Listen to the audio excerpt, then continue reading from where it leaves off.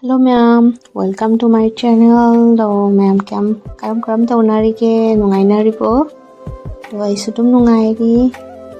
Ngarang se ipamda chatpani. Haibati luhongba ma jawba chatpani. Akhoigi khunda. Sini kaina se masak su yam phajabani, nungsu nungsibani, yamsu phabani. To nasi se ma mawon gidore ko. Sabiki punsi loidana maugi zumbalonda sangidore makse to me amapu nungai phana panba oisunu haidna me amna bo yamna pina biyo sini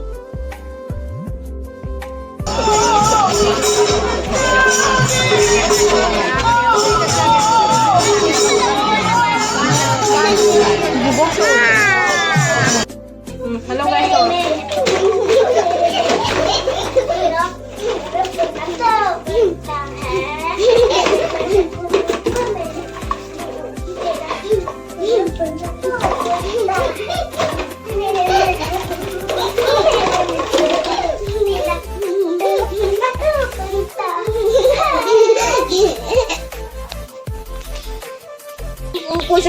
Kalu pupu koi sakare. Kalu kaji ngu ale de ba.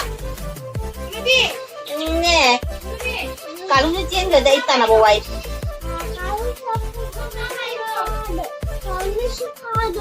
Hado ini ni.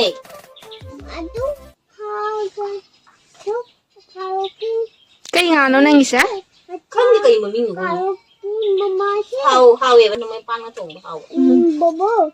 Oh, kai hai tu. Bobo. Kalau ki mama se jangan gini. Tu kau jangan. Nanti jangan kau kayu. Ma cakap tu. Ya, phone ni.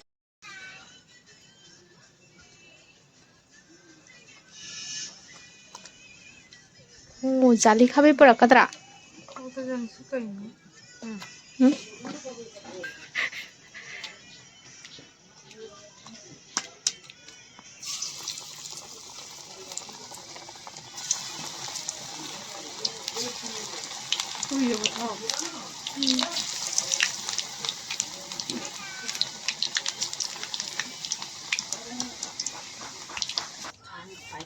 Mimi tu loy hap tora ba.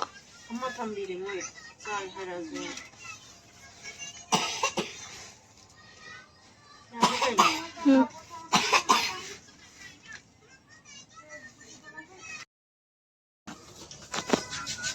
Ngang chat chau.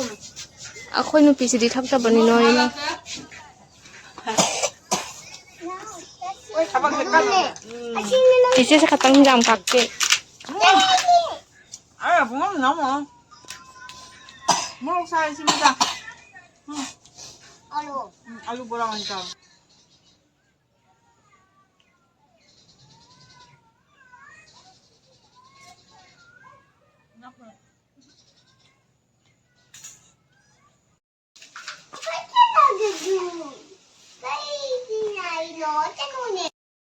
Hello ma'am. Haji akhoi zoom chat ke ai tore. Kai noi da chano. Akhoi zoom chat lagi. Ko luhong basu loy re. Ngarang si chal hau dre zoom da nasi oni zoom se chat lagi ai na lotion ko na loy ra khoi. Silai re chanu pi se. Akhoi zoom chat la si buboka ke jaran se yong slap panaka na hoi mama ge akhoi ne bu na bege. Yeng usam ta.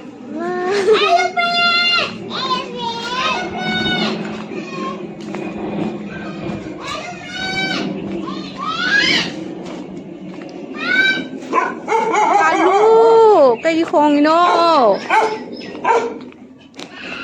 zoom chân lagi kalu bye bye lagi có phải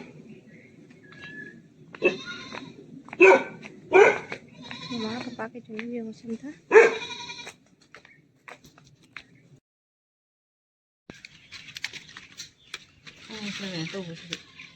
chơi Jadi kuisin ni.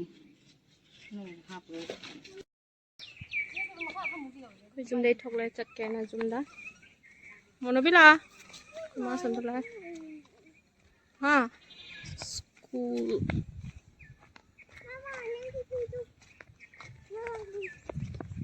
Mama, oi, oi.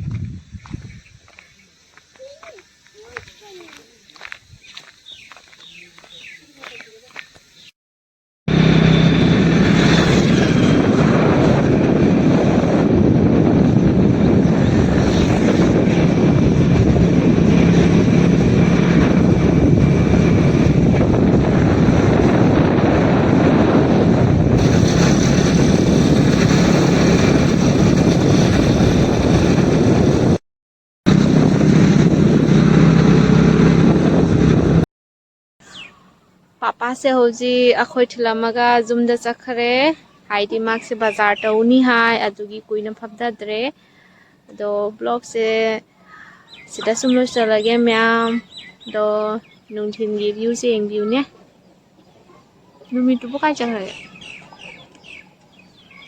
नुमित का लोई चंगरे तो भाई सिदा लुसलागे